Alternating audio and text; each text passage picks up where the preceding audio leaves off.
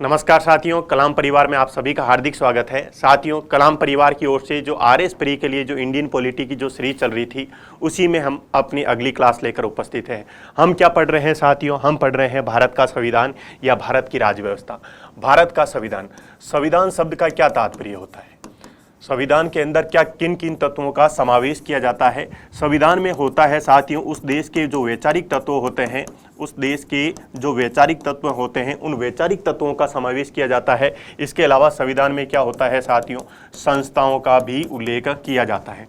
वैचारिक तत्वों का क्या तात्पर्य है, या हमारे संविधान के अंदर कौन कौन से वैचारिक तत्वों का समावेश किया गया है? तो हमारे संविधान के अंदर हम बात करें, प्रस्तावना क्या है? हमारे संविधान का वैचारिक तत्व है। फंडामेंटल राइट्स क्या है? हमारे संविधान का वैचारिक तत्व है। जो डीपीएसपी है वो डीपीएसपी भी क्या है? हमारे संविधान का वैचारिक तत्व है। और जो फंडामेंटल ड्यूटीज़ है वो फंडामेंटल ड्यूटीज़ भी क्या है? हमारे संविधान का वैचारिक तत्व है। उसी प्रकार अगर हम बात करें संस्थाओं की, तो हमारे संविधान के अंदर कौन कौन सी संस्थाओं की बात की गई है? हमारे संविधान के अंदर न्यायपालिका की बात की गई है। हमारे संविधान के अंदर विधायिका की बात की गई है। हमारे संविधान में साथियों कार्यपालिका की बात की गई है। तो ये जो संस्थाएं हैं, ये संस्थाएं तो हैं साथियों साधन।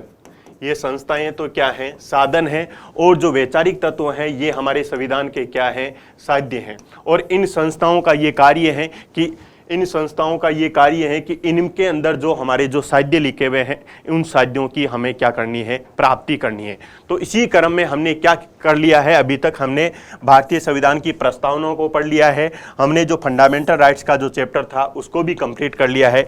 आज की जो हमारी क्लास होगी साथियों, वो क्लास किस पे टिकी हुई होगी? आज की हमारी क्लास होगी डीपीएसपी पर। डीपीएसपी क्या है? Directive principle of state policy. DPSP क्या है? Directive principle of state policy. राज्य के नीति निर्देशक तत्व है। राज्य के नीति निर्देशक तत्व को हम पढ़ने वाले हैं, जिसमें हम आज की क्लास में क्या करेंगे? आज की क्लास में साथियों हम आर्टिकल 36 से आर्टिकल 40 तक पढ़ने वाले हैं। अब देखो, यहाँ पे एक चीज आपको ध्यान में ये रखना है कि राज्य के नीति निर्देशक तत्व हैं, निर्देशक तत्व नहीं है। निर्देशक शब्द का तात्पर्य होता है जो कंपनी के अंदर जो डायरेक्टर होता है उसके लिए लिखा जाता है निर्देशक, जबकि यहाँ पे क्या लिखा है? यहाँ पे लिखा है निदेशक। निदेशक यानी डायरेक्टिव। उसके बाद में तत्व का तात्पर्य क्या हो गया साथियों? कि प्रिंसिपल, या इसको तत्वों को क्या लिख सकते हैं हम? सिद्धांत लिख सकते हैं, यानी राज्य के नीति निर्देशक तत्व या सिद्धांत। अब देखो, हम ये जान लेते हैं कि सिंपल लैंग्वेज में राज्य के नीति निर्देशक तत्वों का तात्पर्य क्या है। अभी हम वो नहीं देख रहे हैं कि जो संविधान के अंदर नीति निर्देशक तत्वों को परिभाषित किया गया है या नीति निर्देशक तत्वों के बारे में बताया गया है कि ये क्या है।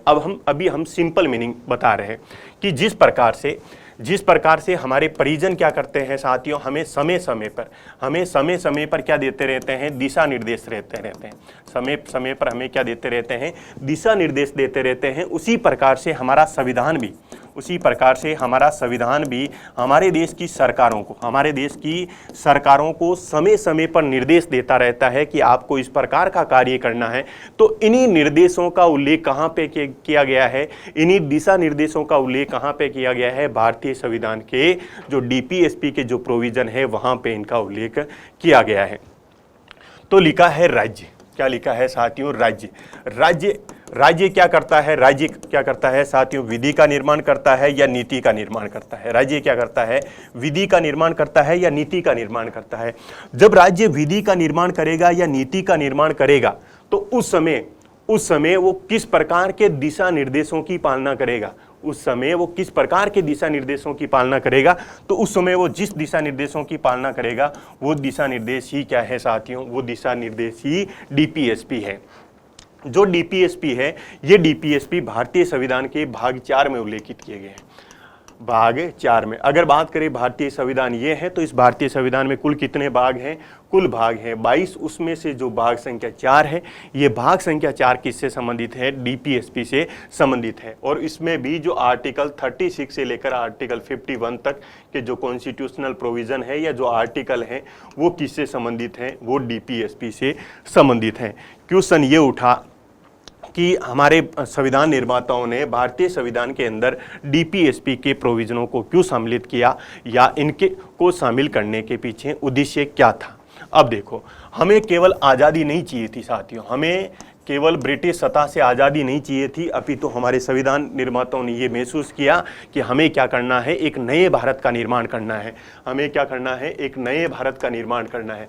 हमें अंग्रेजी सत्ता से आज़ाद ही नहीं होना है, अपितु हमें किसकी प्राप्ति करनी है, स्वराज की प्राप्ति करनी है। तो स्वराज की प्राप्ति करने के लिए हमें क्या करना पड़ेगा, हमारे संविधान के अंदर डीपीएसपी से संबंधित प्रावधानों को जोड़ना पड़ेगा। हमें क्या करना था साथियों, एक समावेशी भारत के लक्ष्य को प्राप्त करना था। अगर समावेशी लक्ष्य के भारत को की प्राप्ति करना है, अर्थात समावेशी भारत ऐसा भारत होगा जिसमें देश के सभी भौगोलिक क्षेत्रों की क्या हो, भागीदारी हो। एक ऐसा भारत होगा जिसमें समाज के सभी वर्गों की भागीदारी हो। एक ऐसा भारत होगा जिसमें जो सभी आर्थिक क्षेत्र हैं उनकी क्या होगी, भागीदारी होगी। इसके अलावा हमारे देश में क्या करना था साथियों, सामाजिक एवं आर्थिक लोकतंत्र की स्थापना करनी थी। हमारे देश में कौन से लोकतंत्र की स्थापना करनी थी, सामाजिक एवं आर्थिक लोकतंत्र की स्थापना करनी थी। इसीलिए हमारे संविधान में कौन सा प्रोविजन इंक्लूड किया गया साथियों, डीपीएसपी के प्रोविजन इंक्लूड किए गए। अब हम देखते हैं कि ये जो डीपीएसपी का जो प्रोविजन है, इस प्रोविजन की पृष्ठभूमि किस प्रकार की रही है, अर्थात जो डीपीएसपी की संवैधानिक यात्रा, डीपीएसपी की क्या देखने वाले हैं साथियों, हम संवैधानिक यात्रा देखने वाले हैं, या इसकी पृष्ठभूमि के बारे में हम जानकारी प्राप्त करने वाले हैं। अर्थात हम ये देखने वाले हैं कि जब भाग 4 के अंदर डीपीएसपी के प्रावधान सम्मिलित किए गए, क्या उससे पहले भी हिस्ट्री के अंदर कोई ऐसा इवेंट हुआ क्या जब डीपीएसपी की बात की गई, तो उनके बारे में हम देखते हैं। सबसे पहले होता है साथियों एक कराची अधिवेशन। ये कराची अधिवेशन आयोजित किया जाता है 1931 में। किसके द्वारा आयोजित किया जाता है, ये आयोजित किया जाता है इंडियन नेशनल कांग्रेस के द्वारा। आप सभी को पता है कि भारतीय राष्ट्रीय कांग्रेस द्वारा प्रत्येक वर्ष क्या किया जाते थे साथियों, अधिवेशन आयोजित किए जाते थे। उसी में से एक अधिवेशन होता है 1931 में। इस अधिवेशन में क्या लक्ष्य रखा जाते हैं, इस अधिवेशन में ये कहा जाता है कि हम नागरिकों को क्या देंगे, हम सिटीजन को मौलिक अधिकार देंगे। हम क्या देंगे, मौलिक अधिकार देंगे, अर्थात जो नागरिक हैं उनको प्रेस की स्वतंत्रता देंगे, उनको वहाँ की अभिव्यक्ति की स्वतंत्रता देंगे, वो किसी भी प्रकार के व्यवसाय चुनने की स्वतंत्रता देंगे। लेकिन इसके साथ साथ हम नागरिकों को क्या देंगे, सामाजिक एवं आर्थिक अधिकार भी देंगे। तो सर्वप्रथम कौन से अधिवेशन में ये इस बात को स्वीकार किया गया कि हम नागरिकों को कौन से अधिकार देने वाले हैं, सामाजिक एवं आर्थिक अधिकार भी देने वाले हैं। तो ऐसा स्वीकार किया गया साथियों कराची अधिवेशन में। और इसके अंदर क्या बोला गया, इसके अंदर ये बोला गया कि हमें अगर जनता को शोषण से मुक्त करवाना है, अगर जनता को शोषण से मुक्त करवाना है तो हमें जनता को न केवल राजनीतिक आज़ादी देनी होगी, अपितु जनता को सामाजिक एवं आर्थिक आज़ादी भी देनी होगी। ऐसा लक्ष्य कहाँ पे रखा गया, ऐसा लक्ष्य रखा गया साथियों कराची के अधिवेशन में। तो ये तो हमने समझा कि कराची के अधिवेशन में जो कराची का अधिवेशन हुआ उसके अंदर मौलिक अधिकारों के प्रोविजन किस प्रकार के थे, और जो डीपीएसपी है, जो राज्य के नीति निर्देशक तत्व हैं, उनके प्रोविजन किस प्रकार के थे। अर्थात उसी प्रकार का प्रभाव दिखाई देता है जो हमारे संविधान के अंदर डीपीएसपी के जो प्रभाव हैं। उसके बाद में अगर हम बात करें संविधान भारत शासन अधिनियम 1935 की, दूसरे नंबर पर क्या है साथियों, भारत शासन अधिनियम 1935। इसके अंदर क्या सम्मिलित थे, इसके अंदर एक कॉन्सेप्ट को सम्मिलित किया गया जिसका नाम था साथियों इंस्ट्रूमेंट ऑफ इंस्ट्रक्शन। क्या था साथियों, जिसके अंदर सम्मिलित किया गया इंस्ट्रूमेंट ऑफ इंस्ट्रक्शन, जिसका क्या तात्पर्य है, जिसका तात्पर्य है कि अनुदेशों का परिपत्र या क्या इसका तात्पर्य हो सकता है, अनुदेशों का साधन। ये क्या थे, इंस्ट्रूमेंट ऑफ इंस्ट्रक्शन क्या थे, इनको समझते हैं। भारत शासन अधिनियम 1935 में इंस्ट्रूमेंट ऑफ इंस्ट्रक्शन सम्मिलित किया गया। इसका तात्पर्य यह था कि जो ब्रिटिश सम्राट था वो ब्रिटिश सम्राट भारत में शासन करने वाले जो वाइसराय थे, जो गवर्नर जनरल थे या जो गवर्नर थे, उनको समय समय पर क्या देता था साथियों, दिशा निर्देश देता था। उन्हीं दिशा निर्देशों को क्या बोला गया, इंस्ट्रूमेंट ऑफ इंस्ट्रक्शन बोला गया, अर्थात हिदायतों के पत्र या अनुदेशों का साधन बोला गया। तो फिर जब हमारी संविधान सभा के अंदर जब संविधान निर्माण की प्रक्रिया चल रही थी, उसी समय डॉक्टर भीमराव अंबेडकर से पूछा गया कि हमारे डीपीएसपी क्या है। डॉक्टर भीमराव अंबेडकर से जब पूछा गया कि हमारे डीपीएसपी क्या है, तो भीमराव अंबेडकर ने साथियों क्या कहा, इन्होंने कहा कि जो इंस्ट्रूमेंट ऑफ इंस्ट्रक्शन है उन्हीं की भांति क्या है, हमारे डीपीएसपी है। तो ये कथन किनका है, तो ये क्वेश्चन पूछा जाता है कि ये कथन किनका है कि जो हमारे डीपीएसपी है वो 1935 के एक्ट में सम्मिलित इंस्ट्रूमेंट ऑफ इंस्ट्रक्शन है। ये कथन है साथियों डॉक्टर भीमराव अंबेडकर का। तो ये हमने देखा कि भारत शासन 1935 के अंदर भी भारतीय संविधान के अंदर वर्तमान समय में जो सम्मिलित डीपीएसपी है उनके प्रोविज़न दिखाई देते हैं। उसके बाद में आगे बढ़ते हैं साथियों। उसके बाद में अगर हम बात करें आयरलैंड के कॉन्स्टिट्यूशन की, जो डीपीएसपी का जो विचार है और ये विचार कहाँ से लिया गया है साथियों, ये डीपीएसपी का विचार लिया भारत ने आयरलैंड के कॉन्स्टिट्यूशन से। इसके अलावा ये डीपीएसपी को हम संविधान के अंदर शामिलित करेंगे, डीपीएसपी को हम संविधान में शामिल करेंगे। ये भी हमने कहाँ से लिया है, ये भी हमने आयरलैंड के कॉन्स्टिट्यूशन से लिया है। इसके अलावा इनको हम क्या करेंगे, ए-वाद योग्य बनाएंगे। क्या बनाएंगे साथियों, ए-वाद योग्य बनाएंगे। ये भी हमने आयरलैंड के कॉन्स्टिट्यूशन से लिया है। इसके अलावा अगर बात करें कि कुछ डीपीएसपी भी कहाँ से लिए हैं, आयरलैंड के कॉन्स्टिट्यूशन से लिए हैं। अब देखो, जब भारत का संविधान निर्माण किया जा रहा था तो संविधान निर्माण में क्या कर रहे थे हम, विभिन्न देशों से जो महत्वपूर्ण प्रावधान थे उनको हमारी परिस्थितियों के अकॉर्डिंग उनको क्या कर रहे थे साथियों, ग्रहण कर रहे थे। तो भारतीय संविधान के प्रावधानों की बात की जाए तो भारतीय संविधान में जो अधिकतर प्रावधान है वो कहाँ से लिए गए हैं, या तो ब्रिटिश कॉन्स्टिट्यूशन से लिए गए हैं या यूएसए के कॉन्स्टिट्यूशन से लिए गए हैं। लेकिन जब संविधान निर्माताओं ने ये देखा कि यूएसए के कॉन्स्टिट्यूशन में और ब्रिटिश कॉन्स्टिट्यूशन में तो डीपीएसपी का चैप्टर है ही नहीं, तो फिर संविधान निर्माताओं ने देखा कि आयरलैंड का कॉन्स्टिट्यूशन है और वहां पे किनका उल्लेख किया गया है, डीपीएसपी का उल्लेख किया गया है। तो हमने फिर आयरलैंड के कॉन्स्टिट्यूशन से क्या लिया, हमने आयरलैंड के कॉन्स्टिट्यूशन से डीपीएसपी का विचार लिया। क्या लिया साथियों, डीपीएसपी का विचार कहां से लिया, आयरलैंड से लिया। इसके अलावा इन डीपीएसपी को हम क्या करेंगे, संविधान के अंदर इंक्लूड करेंगे। ये आइडिया भी हमने कहाँ से लिया, आयरलैंड से लिया। इसके अलावा इनको क्या बनाएंगे, हम ए-वाद योग्य बनाएंगे, अर्थात इनका उल्लंघन होने पर सर्वोच्च न्यायालय आपको क्या नहीं करेगा साथियों, उपचार प्रदान नहीं करेगा। तो इनको क्या बना दिया गया, ए-वाद योग्य बना दिया गया। उसके अलावा कुछ डीपीएसपी हमने कहाँ से लिए हैं, कुछ डीपीएसपी हमने आयरलैंड से लिए हैं। लेकिन ध्यान रखें, सभी डीपीएसपी हमने आयरलैंड के कॉन्स्टिट्यूशन से नहीं लिए हैं। तो ये हमने देखा कि आयरलैंड के कॉन्स्टिट्यूशन से हमने क्या लिया।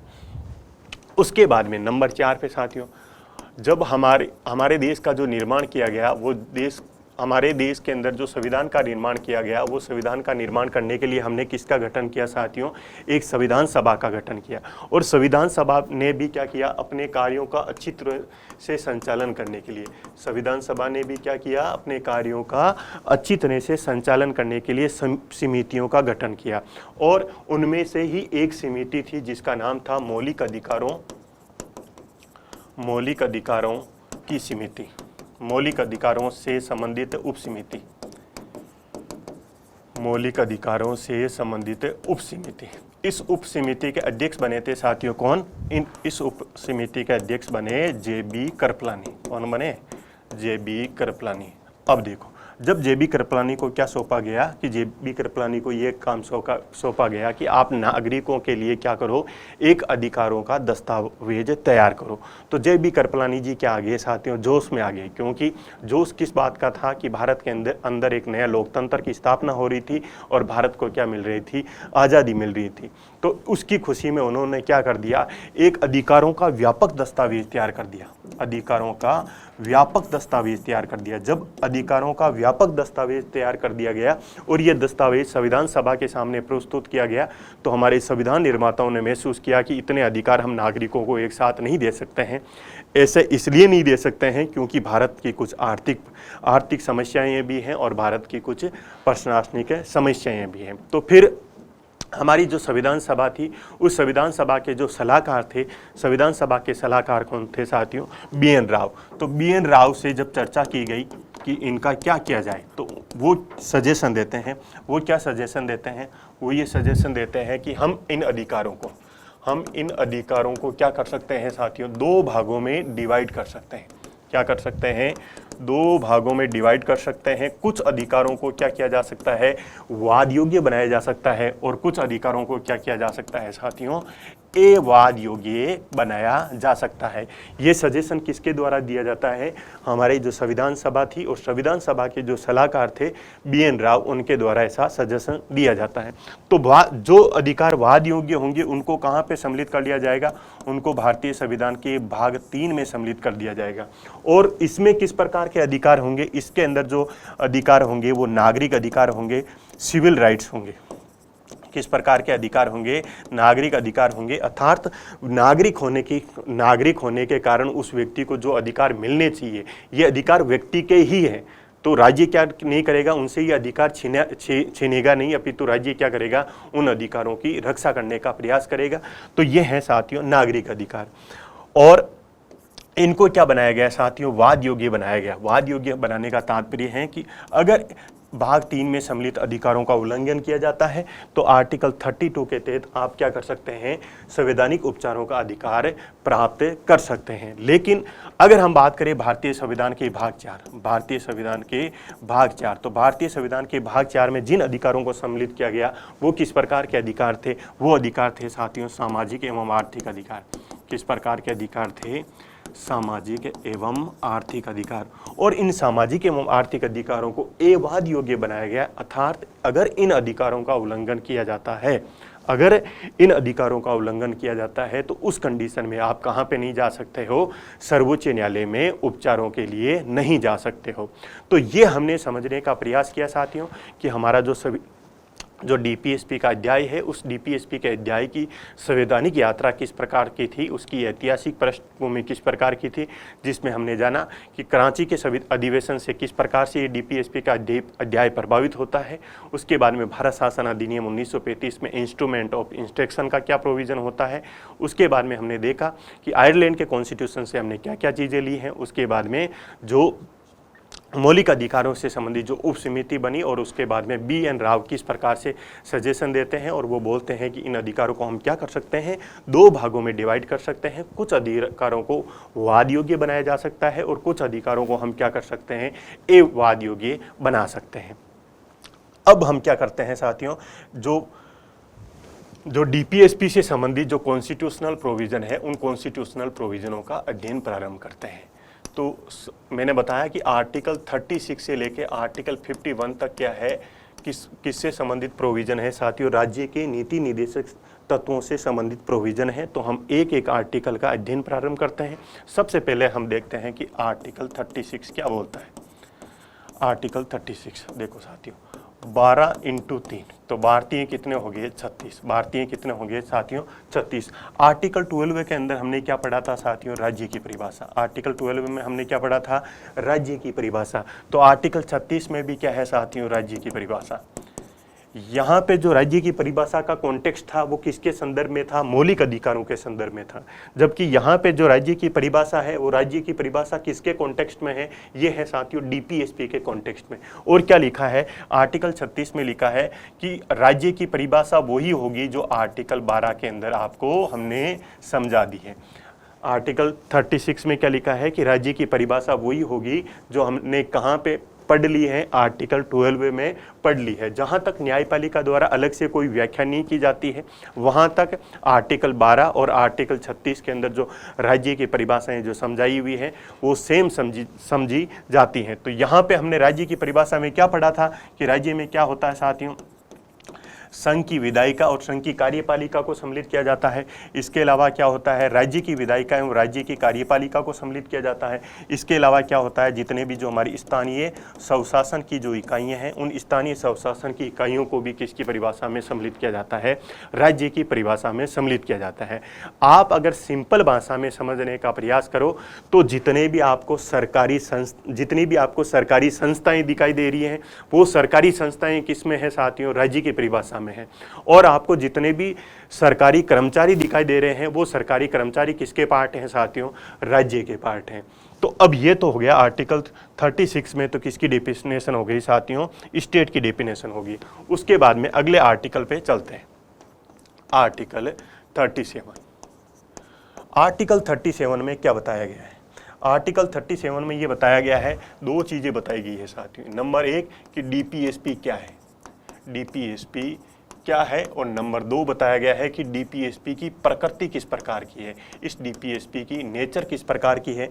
ऐसे प्रोविजन कहाँ पे बताए गए हैं, आर्टिकल 37 में बताया गया। अब पहले हम देख लेते हैं कि इसके अंदर क्या लिखा हुआ है, उसके बाद में एक एक वर्ड को हम क्या कर देंगे साथियों, एक्सप्लेन कर देंगे। आर्टिकल 37 में लिखा है कि जो डीपीएसपी यानी कि जो राज्य के जो नीति निर्देशक तत्व होंगे, वो राज्य के नीति निर्देशक तत्व क्या होंगे, एवाद योग्य होंगे। क्या होंगे साथियों, एवाद योग्य होंगे या अपरिवर्तनीय होंगे। इंग्लिश में एक ही शब्द है साथियों, नॉट इन्फोर्सेबल होंगे। क्या होंगे, नॉट इन्फोर्सेबल होंगे। उसके अलावा क्या लिखा है कि ये डीपीएसपी क्या है, शासन संचालन के मूलभूत तत्व है, शासन संचालन के मूलभूत तत्व होंगे। और राज्य क्या करेगा, यानी कि विधि द्वारा इनका क्रियान्वयन करना, यानी इम्प्लीमेंटेशन करना राज्य का कर्तव्य होगा, राज्य का कर्तव्य होगा, स्टेट की ड्यूटी होगी। क्या लिखा है, अब देखो आर्टिकल 37 बेहद ही महत्वपूर्ण है साथियों। सीधा सीधा यहाँ से क्वेश्चन पूछा जाता है कि डीपीएसपी क्या है या डीपीएसपी की प्रकृति क्या है, उससे संबंधित जो क्वेश्चन होते हैं वो यहाँ से पूछे जाते हैं। सबसे पहले क्या लिखा है कि डीपीएसपी क्या होंगे, एवाद योग्य होंगे। क्या होंगे, अपरिवर्तनीय होंगे, अर्थात नॉट इन्फोर्सेबल होंगे। जबकि हमने आर्टिकल 32 के अंदर क्या लिखा था, जब आर्टिकल 32 पढ़ा था, हमने पढ़ा था कि फंडामेंटल राइट्स क्या होंगे साथियों, इन्फोर्सेबल होंगे। सर्वोच्च न्यायालय द्वारा इनको क्या किया जाएगा, इन्फोर्समेंट इनका किया जाएगा। अब देखो, लेकिन अगर मान लीजिए किसी भी नागरिकों के जो डीपीएसपी है, उन डीपीएसपी का क्या किया जा रहा है, उल्लंघन किया जा रहा है, या राज्य क्या कर रहा है, जो डीपीएसपी के अंदर जो प्रावधान लिखे गए हैं उनका उल्लंघन कर रहा है, तो उस कंडीशन में आप उपचारों के लिए कहाँ पे नहीं जा सकते हो साथियों, सर्वोच्च न्यायालय नहीं जा सकते हो। अर्थात डीपीएसपी के चैप्टर के लिए आपको 32 जैसे आर्टिकल के प्रोविजन आपको नहीं मिलेंगे। आपको डीपीएसपी के चैप्टर के लिए क्या नहीं मिलेगा साथियों, उपचारों का अधिकार है, नहीं मिलेगा। इसके अलावा अगर हम बात करें आर्टिकल 13 का क्लोज 2, इसमें हमने ये पढ़ा कि राज्य इस प्रकार की कोई भी विधि का निर्माण नहीं करेगा जो क्या हो, मौलिक अधिकारों से असंगत हो। अगर इस प्रकार की विधि का निर्माण कर दिया तो न्यायपालिका क्या कर देगी साथियों, उसको असंवैधानिक करार देगी या उसको रद्द कर देगी।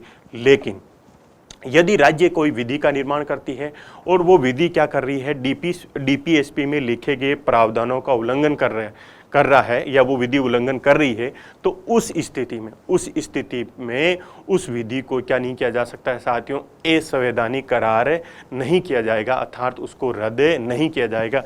इसका तात्पर्य ये हुआ कि डीपीएसपी के चैप्टर के लिए आर्टिकल 32 और आर्टिकल 13 का क्लोज 2 है, उस जैसे कोई प्रोविजन नहीं होंगे। इसका सीधा ये तात्पर्य हो गया कि आर्टिकल जो डीपीएसपी का चैप्टर है, इस डीपीएसपी के चैप्टर के लिए जो हमारी जुडिशरी है, उस जुडिशरी के पास में न्यायिक समीक्षा की शक्ति नहीं होगी, न्यायिक समीक्षा की शक्ति भी नहीं होगी।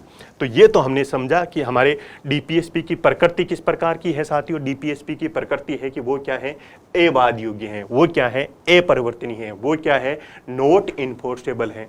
उसके बाद में कि हम डीपीएसपी क्या है, डीपीएसपी क्या है? तो डीपीएसपी क्या है, उसका आंसर दिया गया है आर्टिकल 37 में। क्या बोला गया है कि ये है शासन संचालन के मूलभूत तत्व, फंडामेंटल एलिमेंट ऑफ गवर्नेंस। क्या है? फंडामेंटल एलिमेंट ऑफ गवर्नेंस है। सबसे पहले तो हम यही जान लेते हैं कि इस मूलभूत शब्द का क्या तात्पर्य होता है, फंडामेंटल शब्द का क्या तात्पर्य होता है। मूलभूत शब्द का तात्पर्य होता है साथियों जिस पे कोई ढांचा टिका होता है, जिस पे क्या होता है, कोई ढांचा टिका होता है। जिस प्रकार से ये बिल्डिंग है तो बिल्डिंग की जो नींव है वो क्या है, इसके लिए फंडामेंटल है। उसी प्रकार से हमारे देश में जो शासन संचालन हो रहा है, ये जो देश में हमारे देश में जो शासन प्रणाली है, उस शासन प्रणाली का फंडामेंटल क्या है साथियों, उस शासन प्रणाली का फंडामेंटल क्या है साथियों, डीपीएसपी है। हमारे देश के अंदर जो शासन प्रणाली संचालित की जा रही है, उस शासन प्रणाली का जो फंडामेंटल है या जो मूलभूत है वो क्या है साथियों, डीपीएसपी है। तो डीपीएसपी क्या है, शासन संचालन के मूलभूत तत्व हैं, फंडामेंटल एलिमेंट ऑफ गवर्नेंस है।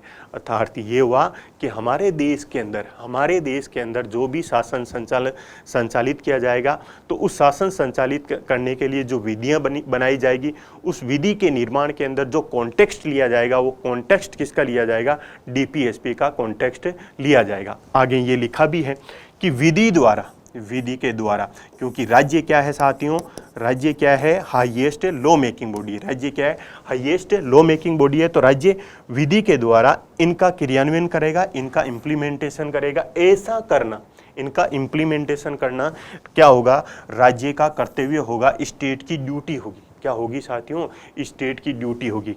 अब क्वेश्चन उठा कि ये राज्य की नैतिक ड्यूटी होगी, राज्य का ये नैतिक कर्तव्य होगा या राज्य का विधि कर्तव्य होगा। क्वेश्चन ये उठा कि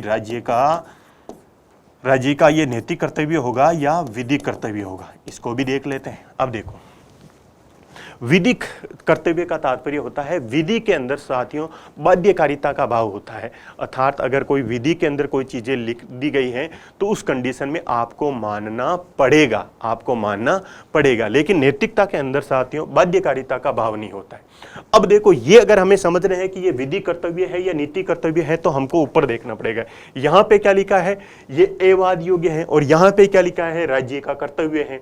इसका तात्पर्य हुआ कि ये राज्य के ऐसे कर्तव्य हैं जिनको न्यायपालिका द्वारा लागू नहीं करवाया जा सकता है। ये राज्य के ऐसे कर्तव्य हैं जिनको न्यायपालिका द्वारा लागू नहीं करवाया जा सकता है, अर्थात इसको बाध्यकारी रूप में लागू नहीं किया जा सकता है। जब बाध्यकारी रूप में लागू नहीं किया जा सकता है तो ये विधि कर्तव्य नहीं है, अपितु किस प्रकार का कर्तव्य है साथियों, नीति कर्तव्य है। किस प्रकार का कर्तव्य है, नीति कर्तव्य है। तो अगर हम बात करें डीपीएसपी की प्रकृति, डीपीएसपी क्या है, एवाद योग्य है। उसके बाद में ये राज्य के किस प्रकार के कर्तव्य हैं, ये राज्य के नैतिक कर्तव्य हैं। उसके बाद में अगर आपको पूछा जाए डीपीएसपी क्या है, तो डीपीएसपी क्या है, शासन संचालन के मूलभूत तत्व। अब देखो, अगर इसी आर्टिकल 37 के जो प्रोविजन की बात की जाए तो इन्हीं प्रोविजनों को देखते हुए, क्योंकि इसमें क्या लिखा है कि ये क्या होगा, एवाद योग्य होंगे। ये क्या होंगे साथियों, एवाद योग्य होंगे। और ये डीपीएसपी क्या होंगे साथियों, नैतिक कर्तव्य होंगे। किस प्रकार की ड्यूटी होगी, एथिकल ड्यूटी होगी। इसी को देखते हुए जो विभिन्न प्रकार के जो डीपीएसपी के आलोचक हैं वो क्या कहते हैं, उनको भी देख लेते हैं। एक पाश्चात्य विचारक हुए जिनका नाम था साथियों आइवर जेनिंग्स। क्या नाम था, आइवर जेनिंग्स। आइवर जेनिंग्स ने क्या कहा कि डीपीएसपी क्या है, डीपीएसपी है पुण्य आत्माओं की महत्वाकांक्षा। क्या है साथियों, पुण्य आत्माओं की महत्वाकांक्षा है। ऐसा किन्होंने कहा, आइवर जेनिंग्स ने कहा। इसके अलावा केटी शाह, ये भारतीय विचारक थे। तो केटी शाह ने क्या कहा, केटी शाह ने कहा कि ये एक ऐसा चेक है, ये एक ऐसा चेक है जिसका भुगतान करना बैंक की इच्छा पर निर्भर है। जिसका भुगतान करना बैंक की इच्छा पर निर्भर क्यों है साथियों, किस प्रकार का कर्तव्य है, नैतिक कर्तव्य है, और ये वाद योग्य नहीं है। उसके अलावा ये महत्वाकांक्षा मात्र क्यों है, इनका इम्प्लीमेंटेशन क्यों नहीं किया जा सकता है। ये महत्वाकांक्षा मात्र इसलिए है, पुण्य आत्माओं की महत्वाकांक्षा इसलिए है क्योंकि ये किस प्रकार के हैं, एवाद योग्य हैं, ये किस प्रकार के हैं, नैतिक कर्तव्य हैं। अब पुण्य आत्माओं की महत्वाकांक्षा का क्या तात्पर्य हुआ, पुण्य आत्मा कौन सी आत्मा है साथियों, हमारे जो संविधान निर्माता थे उनकी जो आत्मा थी वो किस प्रकार की थी, पुण्य आत्मा थी। और उनकी ये महत्वाकांक्षा थी कि आगे आने वाली जो सरकारें हैं वो क्या करें, इनकी पालना करें। जब इस प्रकार की आलोचना की जाती है तो इस आलोचना का प्रत्युत्तर दिया जाता है साथियों डॉक्टर भीमराव अम्बेडकर द्वारा। डॉक्टर भीमराव अम्बेडकर द्वारा इसका आंसर दिया जाता है। वो क्या बोलते हैं कि भाई जब संविधान सभा के अंदर जो अन्य लोग हैं वो डॉक्टर भीमराव अम्बेडकर से पूछते हैं कि क्या ये भारतीय संविधान के भाग 4 में जो डीपीएसपी सम्मिलित किए गए हैं क्या ये भावनाओं का कूड़ा मात्र है या क्या ऐसा चेक है या पुण्यात्माओं की महत्वाकांक्षा मात्र है, तो उसका प्रत्युत्तर देते हुए डॉक्टर भीमराव अम्बेडकर क्या लिखते हैं, वो लिखते हैं साथियों कि किसी भी लोकतांत्रिक शासन प्रणाली में, किसी भी डेमोक्रेटिक गवर्नेंस सिस्टम के अंदर 2 प्रकार की अदालतें चलती हैं। एक तो अदालत चलती है साथियों जनता की अदालत, एक अदालत किसकी चलती है, एक अदालत चलती है साथियों न्यायाधीशों की अदालत। एक इसकी अदालत चलती है न्यायाधीशों की अदालत चलती है। और जो सरकारें होती है वो सरकारें कौन सी अदालत से डरती है साथियों, सरकारें डरती है हमेशा जनता की अदालत से। सरकारें कौन सी अदालत से डरती है, जनता की अदालत से डरती है, क्योंकि समय समय पर देश में क्या होंगे साथियों, समय समय पर देश में चुनाव होंगे और जब चुनाव होंगे तो इन नेता लोगों को कहाँ पे जाना पड़ेगा, जनता के बीच में जाना पड़ेगा। और जनता जब इनसे जवाब मांगेगी अर्थात जनता ये पूछेगी कि बताइए आपने 5 वर्ष के अंदर आपने कौन कौन से कार्य किए, अर्थात ये हुआ कि जब वो जनता की आकांक्षाओं को पूर्ण नहीं कर पाएंगे, जनता की हितों को की पूर्ति नहीं कर पाएंगे, उस समय में जनता क्या दे सकती है साथियों, उनको दंड दे सकती है। और जनता दंड देकर क्या करेगी साथियों, अगली बार उनको सत्ता से बाहर फेंक सकती है।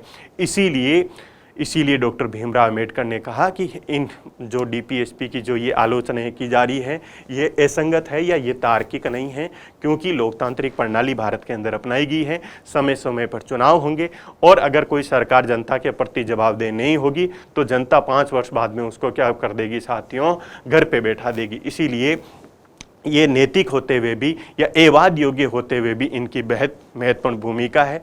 अगर हम बात करें तो सरकारों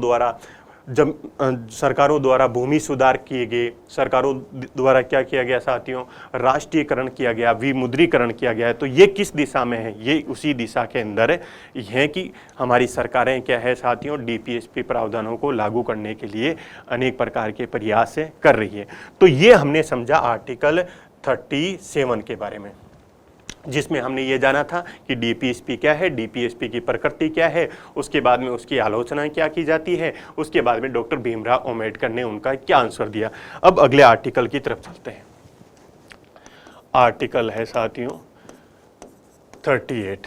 इसमें क्या प्रयोग, पहले तो हम ये देख लेते हैं कि इसमें क्या प्रोविज़न लिखे हैं, उसके बाद में एक एक प्रोविज़न को समझ लेंगे कि राज्य लोगों के कल्याण में अभिवृद्धि, राज्य लोगों के कल्याण में अभिवृद्धि करने का प्रयास करेगा। और ये कल्याण में अभिवृद्धि करने का प्रयास इसलिए करेगा ताकि क्या कर सके, एक सोशल ऑर्डर को मेंटेन किया जा सके, सामाजिक व्यवस्था को बनाए रखा जा सके। और अगर सामाजिक व्यवस्था को बनाए रखना है तो सामाजिक व्यवस्था बनाए रखने के लिए राज्य को क्या करना पड़ेगा, राष्ट्र की जितनी भी संस्थाएं हैं या समाज में क्या करना पड़ेगा, सामाजिक आर्थिक और राजनीतिक न्याय सुनिश्चित करना होगा। इस 3 प्रकार के जस्टिस देने होंगे।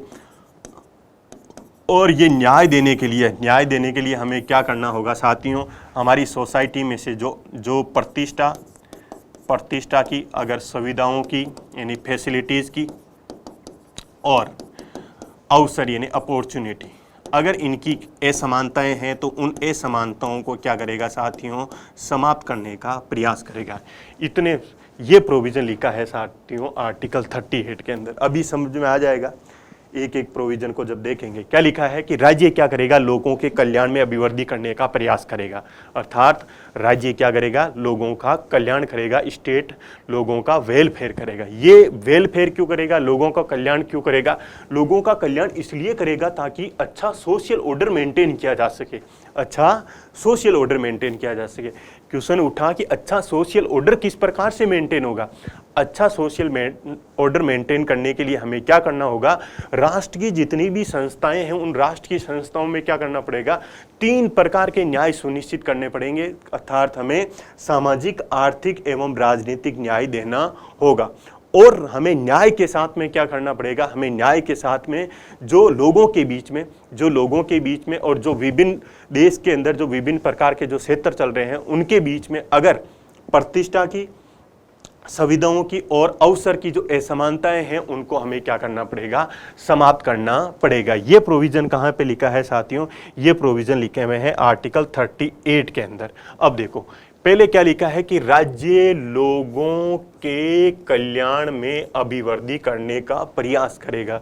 ये पंक्ति ये बताती हैं कि भारत का राज्य किस प्रकार का होगा, भारत का राज्य होगा वेलफेयर स्टेट होगा, कल्याणकारी राज्य होगा। भारत का राज्य किस प्रकार का होगा, भारत का राज्य होगा साथियों कल्याणकारी राज्य होगा।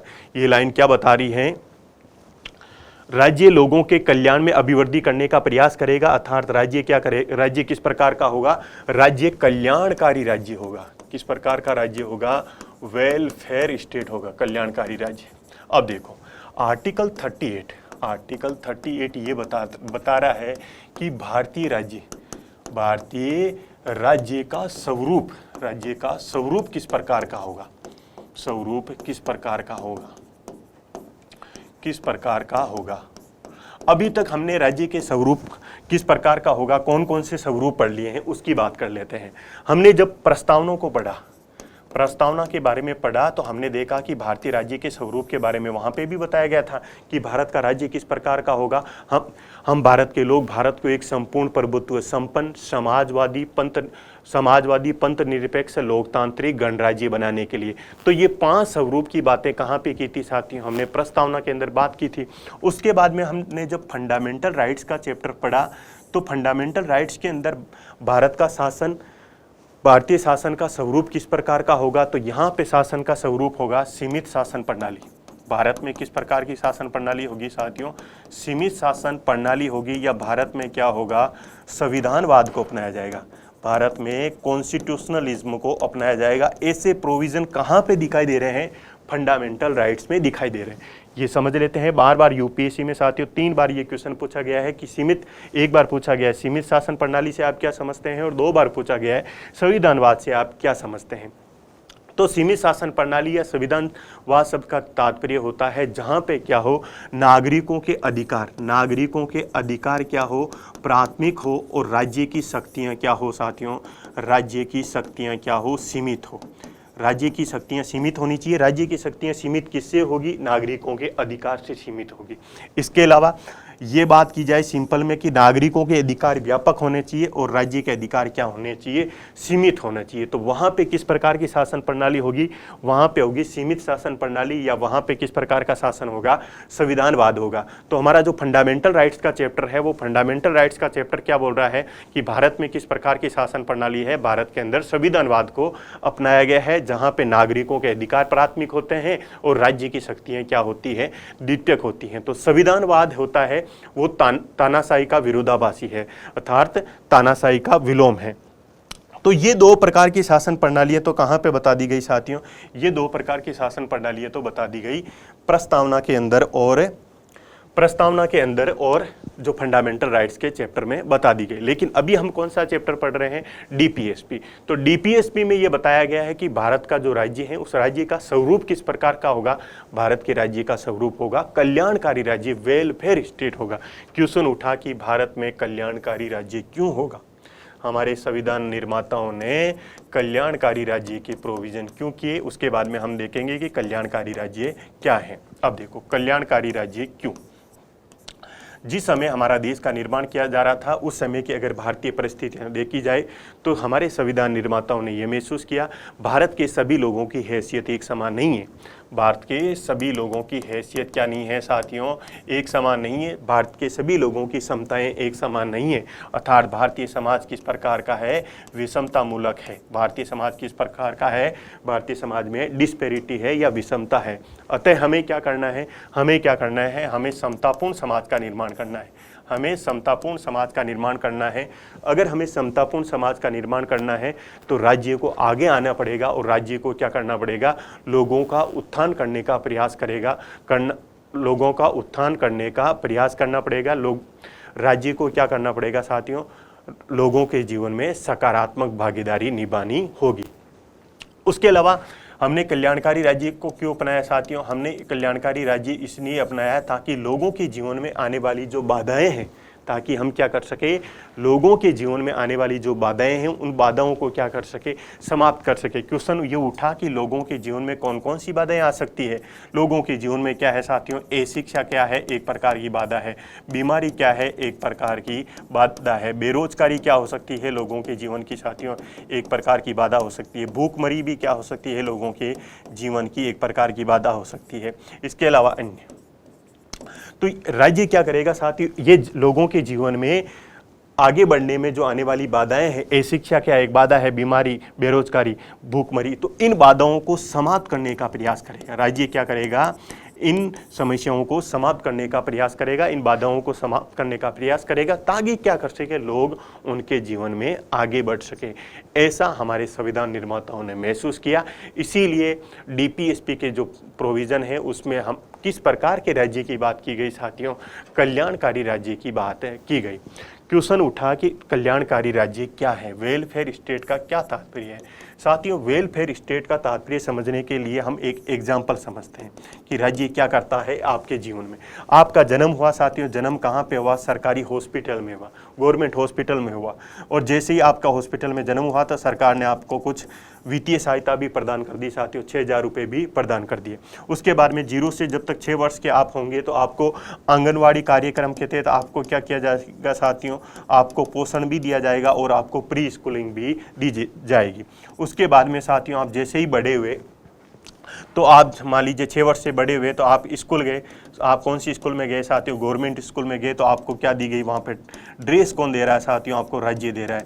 आपको जो पाठ्य पुस्तकें हैं वो भी कौन दे रहा है साथियों, राज्य दे रहा है। इसके अलावा आपको निःशुल्क शिक्षा की इसके द्वारा दी जा रही है, राज्य के द्वारा दी जा रही है। जैसे ही आप बड़े हुए, मान लीजिए 18 वर्ष के हुए तो आपको रोजगार चाहिए, तो आपको सरकारी नौकरी के द्वारा राज्य क्या दे रहा है साथियों, आपको नौकरी दे रहा है। अगर मान लीजिए कोई नौकरी नहीं लग पाया तो कुछ समय के लिए राज्य द्वारा क्या दिया जा रहा है, बेरोजगारी भत्ता भी दिया जा रहा है। उसके बाद में साथियों आप मान लीजिए जीवन की यात्रा में वृद्ध हुए तो वृद्ध होने पर राज्य क्या कर रहा है साथियों, आपको पेंशन प्रोवाइड कर रहा है। अगर वृद्धावस्था में आप बीमार हुए तो फिर से राज्य क्या कर रहा है साथियों, आपको हॉस्पिटल की सुविधा प्रदान कर रहा है। तो यहाँ पे राज्य क्या कर रहा है साथियों, पूरे जन्म में आपको गोद में लिए हुए हैं। राज्य क्या कर रहा है, राज्य सेवा की संस्था के रूप में, राज्य क्या कर रहा है, सेवा की संस्था के रूप में आपके लिए भलाई का कार्य कर रहा है। राज्य किसकी तरह कार्य कर रहा है साथियों, राज्य दाई माँ के रूप में कार्य कर रहा है। राज्य हमेशा 24 घंटे आपके सामने हाथ फैलाए हुए हैं और आपकी सहायता कर रहा है। तो ये सहायता करने वाला राज्य, ये सेवा करने वाला राज्य, ये शिक्षा देने वाला राज्य, ये स्वास्थ्य की सुविधा देने वाला राज्य, या ये इंदिरा गांधी रसोई योजना के तहत आपको भोजन देने वाला राज्य, ये आपको पोषण देने वाला राज्य कौन सा राज्य है साथियों, ये ही कल्याणकारी राज्य है। तो कल्याणकारी राज्य का तात्पर्य हो गया कि एक प्रकार की सेवा की संस्था के रूप में जब राज्य काम करता है तो वो किस प्रकार का राज्य होता है साथियों, कल्याणकारी राज्य होता है। लेकिन एक कॉन्सेप्ट और भी चलता है साथियों, वो है पुलिस राज्य। पुलिस राज्य क्या होता है साथियों, पुलिस राज्य यानी पुलिस स्टेट क्या होगा, पुलिस स्टेट का तात्पर्य है जिसका कार्य क्या होता है, लॉ एंड ऑर्डर को मेंटेन करना होता है। तो यहाँ पर राज्य किसके रूप में काम करता है साथियों, रेगुलेटरी स्टेट के रूप में काम करता है। तो जब रेगुलेटरी स्टेट के रूप में जब राज्य कार्य करे तब वो पुलिस राज्य होता है। लेकिन वही राज्य जब सेवा की संस्था के रूप में काम करे, आपको फ्री में अनाज दे, आपको फ्री के अंदर क्या दे साथियों, दलिया दे, आपको पोषण दे, आपको क्या दे साथियों, शिक्षा दे, स्वास्थ्य दे, तब वो किस प्रकार का राज्य है, कल्याणकारी राज्य। तो अभी तक हमने क्या जाना, अभी तक हमने ये जाना कि डीपीएसपी के चैप्टर में जो भारत में जो राज्य का स्वरूप अपनाया गया है वो किस प्रकार का अपनाया गया है, कल्याणकारी राज्य का स्वरूप अपनाया गया है। तो कल्याणकारी राज्य का स्वरूप भारत में क्यों अपनाया गया, उसके बाद में हमने ये भी देखा कि कल्याणकारी राज्य क्या होता है और पुलिस राज्य से किस प्रकार से कल्याणकारी राज्य भिन्न होता है। उसके बाद में तो राज्य क्या करेगा, राज्य लोगों के कल्याण में अभिवृद्धि करने का प्रयास करेगा। इसका तात्पर्य हो गया कि भारत में जो राज्य का स्वरूप है वो राज्य का स्वरूप किस प्रकार का हो गया, कल्याणकारी राज्य हो गया। उसके बाद में बोला गया है ये लोगों का कल्याण क्यों करेगा साथियों, ताकि सोशल ऑर्डर मेंटेन रह सके, ताकि क्या हो सके, सोशल ऑर्डर मेंटेन रह सके। अब देखो सोशल ऑर्डर कैसे मेंटेन रहेगा, हमारे संविधान निर्माताओं ने ये महसूस किया कि जो हमारा समाज है वो समाज क्या है साथियों, एक कड़ी के रूप में जुड़ा हुआ है। हमारा समाज एक चेन के रूप में या एक कड़ी के रूप में जुड़ा हुआ है। अगर इसमें से एक भी कड़ी कमजोर हुई तो ये चेन क्या हो सकती है साथियों, चेन टूट सकती है। एक भी कड़ी कमजोर हुई तो ये चेन टूट सकती है। अर्थात अगर देश के अंदर एक भी नागरिक कमजोर हुआ, अगर देश के अंदर एक जाति कमजोर हुई, अगर देश के अंदर एक वर्ग कमजोर हुआ, तो उस कंडीशन में हमारा सोसाइटी के अंदर क्या हो सकता है साथियों, डिसऑर्डर उत्पन्न हो सकता है। क्या हो सकता है, डिसऑर्डर उत्पन्न हो सकता है। इसलिए क्या करेगा साथियों, राज्य लोगों के कल्याण करेगा और राज्य के लोगों का कल्याण करके क्या करेगा, सोशल ऑर्डर को अच्छी तरह से मेंटेन रखेगा, सोशल ऑर्डर को अच्छी तरह से मेंटेन रखेगा। उसके बाद में लिखा है भाई अच्छा सोशल ऑर्डर तब मेंटेन रह पाएगा जब सोसाइटी के अंदर क्या हो साथियों, जस्टिस हो। जब सोसाइटी के अंदर क्या हो, जस्टिस हो। और कौन कौन से जस्टिस हो, सोशल, पॉलिटिकल और इकोनॉमिक। अर्थात यहाँ पे जो प्रस्तावना के अंदर, जो प्रस्तावना में 3 न्याय की बात की गई थी, वो तीनों न्याय की बात कहाँ पे की जा रही है साथियों, तो प्रस्तावना में और डीपीएसपी दोनों के चैप्टर में कौन से न्याय, समग्र न्याय की बात की जा रही है। समग्र न्याय होने का तात्पर्य है हुआ जिसके अंदर क्या किया जा रहा है, पॉलिटिकल जस्टिस, सोशल जस्टिस और इकोनॉमिक जस्टिस, तीनों जस्टिस को क्या किया जा रहा है, शामिल किया जा रहा है। क्वेश्चन उठा कि न्याय क्या है, न्याय समाज का प्रथम सद्गुण होता है। अर्थात ये है कि किसी भी सोसाइटी में बाकी चीजें हो या ना हो, न्याय तो उसके अंदर होना ही चाहिए। और न्याय शब्द का सिंपल तात्पर्य होता है कि समाज में समन्वय और सामंजस्य। तो समाज में समन्वय और सामंजस्य कब होगा, जब अच्छी क्या होगी साथियों, लोक व्यवस्था का निर्माण होगा। और अच्छी लोक व्यवस्था का निर्माण कब होगा, तब जब राज्य क्या करेगा साथियों, लोगों के कल्याण का प्रयास करेगा। उसके बाद में लिखा है कि हमें क्या करना है कि समाज के अंदर जो असमानता है उस असमानता को भी समाप्त करना है। कौन कौन सी असमानता को समाप्त करना है, प्रतिष्ठा की असमानता को समाप्त करना है, सुविधाओं की असमानता को समाप्त करना है और अवसर की असमानता को भी हमें क्या करना है साथियों, समाप्त करना है। अर्थात अगर हम प्रस्तावना की बात करें तो प्रस्तावना में कौन कौन सी समानता की बात की जा रही थी, प्रतिष्ठा की समानता दी जाएगी, यानी सभी लोगों का स्टेटस बराबर होगा और सभी लोगों को क्या दी जाएगी, इक्वल अपॉर्चुनिटी दी जाएगी। तो उन्हीं समानताओं की बात कहाँ की जा रही है, डीपीएसपी के आर्टिकल 38 में की जा रही है। अब देखो यहां से यहां तक के जो कॉन्स्टिट्यूशनल प्रोविजन है, अर्थात न्याय तक के जो प्रोविजन है, ये तो है आर्टिकल 38 का जो क्लोज फर्स्ट है साथियों उसमें। और उसके बाद में ये जो असमानता के समाप्ति की बात की जा रही है, ये असमानता के समाप्ति की बात की जा रही है आर्टिकल 38 के क्लोज 2 में। और ये जोड़े गए साथियों 44वें संविधान संशोधन 1978 के द्वारा, जब मोरारजी भाई देसाई की सरकार ने क्या कर दिया साथियों, संपत्ति के अधिकार को समाप्त कर दिया। जब संपत्ति का अधिकार समाप्त हो गया, इसका मतलब क्या हो गया, उन्होंने कहा कि हम क्या करेंगे, समाज में समानता की स्थापना करने का प्रयास करेंगे। और हम कौन कौन सी समानता देंगे, प्रतिष्ठा की, सुविधाओं की और अवसर की क्या देंगे, समानता देंगे। ऐसे प्रोविजन कहाँ पे सम्मिलित कर लिए गए, आर्टिकल 38 के क्लोज 2 में सम्मिलित कर लिए गए। अर्थात हमारे डीपीएसपी में संशोधन करके ये प्रोविजन जोड़ दिया गया। तो ये हमने जाना साथियों आर्टिकल 38। अगले आर्टिकल की ओर बढ़ते हैं। अगला आर्टिकल साथियों आर्टिकल 39। इसके अंदर अनेक क्लोज हैं, एक एक क्लोज को देखते हैं।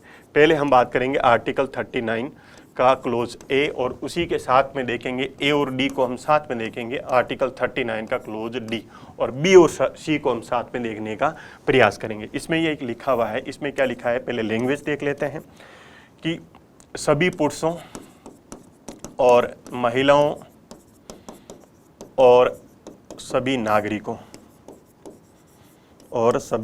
नागरिकों इनको क्या होगा साथियों, जीविका के एक समान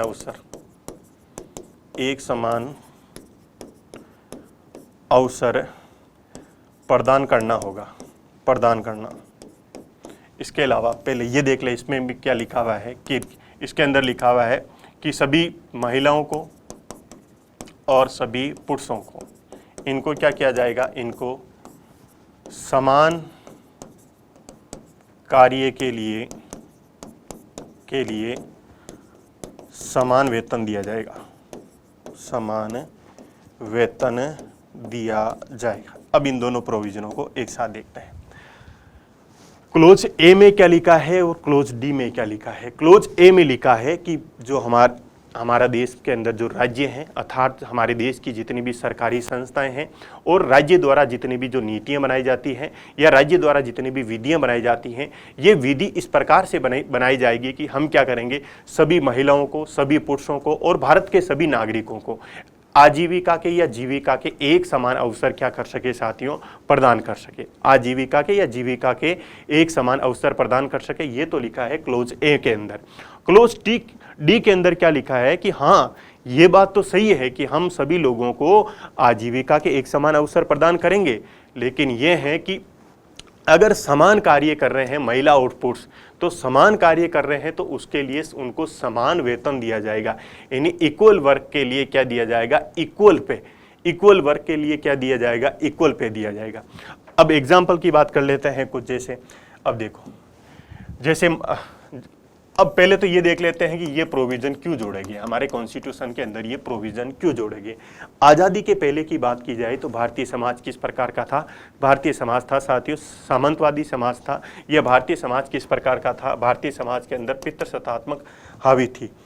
भारतीय समाज में क्या थी साथियों, पितृसत्तात्मकता हावी थी। उस कंडीशन में क्या किया जाता था, महिलाओं एवं पुरुषों के बीच में क्या किया जाता था, भेदभाव किया जाता था। अर्थात महिलाओं का जो कार्य क्षेत्र है वो महिलाओं का कार्य क्षेत्र घर की चार दीवारी तक सीमित कर दिया गया।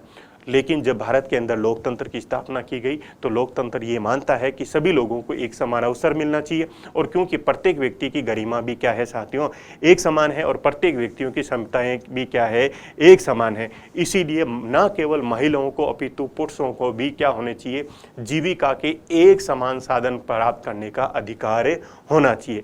ऐसा हमारे संविधान निर्माताओं ने महसूस किया और उसके लिए कौन सा प्रोविजन जोड़ा, ए प्रोविजन जोड़ा। लेकिन संविधान निर्माताओं ने यह माना कि अगर महिला और पुरुष एक समान कार्य कर रहे हैं तो समान कार्य के लिए उनको क्या मिलना चाहिए, समान वेतन भी मिलना चाहिए। क्योंकि अगर समान कार्य के लिए समान वेतन नहीं मिलेगा तो ये क्या होगी साथियों, लैंगिक असमानता होगी, या हम महिलाओं को क्या मान सकते हैं, उस कंडीशन में कमजोर मानेंगे, तो वो क्या होगा, महिलाओं की गरिमा के विरुद्ध होगा। तो इसीलिए ये दो प्रोविजन जोड़ेंगे। अब इसमें एग्जाम्पल की अगर बात कर लेते हैं, जैसे सेना के अंदर भी अब महिलाओं को क्या दिया गया है साथियों, प्रवेश की अनुमति दी गई है कि महिलाएं भी क्या कर सकती हैं, सेना के अंदर भाग ले सकती है। अर्थात जो जो पब्लिक स्पेयर के जितने भी रीजन है, जितने भी सार्वजनिक क्षेत्र हैं या जितनी भी सरकारी नौकरियां हैं, सभी सरकारी नौकरियों में अब क्या कर सकती है साथियों, पुरुषों के साथ साथ महिलाएं भी क्या कर सकती है, अप्लाई कर सकती है। ऐसा प्रोविजन क्या बोलता है, ये ए वाला प्रोविजन बोलता है। उसके बाद में डी क्या बोल रहा है कि भाई हम प्रवेश तो देंगे लेकिन वेतन भी आपको बराबर देना पड़ेगा। अगर एक महिला आईएएस है और एक पुरुष आईएएस है तो उनको क्या दिया जाएगा, बराबर वेतन है, भत्ते दिए जाएंगे। अगर एक महिला आरएस है और एक पुरुष आरएस है तो उनको भी क्या दिए जाएंगे साथियों, बराबर वेतन है, भत्ते दिए जाएंगे। उसी प्रकार अगर मान लीजिए मिलिट्री में भी दो ऑफिसर है और वो सेम रैंक के ऑफिसर हैं, एक महिला है और एक पुरुष है, तो उनको भी क्या दिए जाएंगे, समान वेतन एवं भत्ते दिए जाएंगे। और हाल ही में जो भारतीय क्रिकेट कंट्रोल बोर्ड है उसके द्वारा ये बोला गया कि महिलाओं को और पुरुषों को जो क्रिकेट के मैच होते हैं, उन क्रिकेट के मैच में एक मैच का जो वेतन होता है दोनों का क्या किया जाएगा साथियों, एक समान किया जाएगा। तो यहाँ पे बीसीसीआई क्या कर रहा है साथियों, जो डीपीएसपी का जो क्लोज डी लिखा हुआ है उसका क्रियान्वयन करने का प्रयास कर रहा है। तो ये तो हमने समझा आर्टिकल 39 का क्लोज ए क्या बोल रहा है और डी क्या बोल रहा है। ए बोलेगा कि सभी को जीविका के एक समान साधन देंगे, डी बोल रहा है कि जीविका के एक समान साधन तो देंगे लेकिन सेम का एक समान कार्य के लिए क्या किया जाएगा, एक समान वेतन भी दिया जाएगा। उसके बाद में हम बात करते हैं आर्टिकल 39 बी की, और उसके साथ में हम देखेंगे आर्टिकल 39 सी। इनकी बात कर लेते हैं।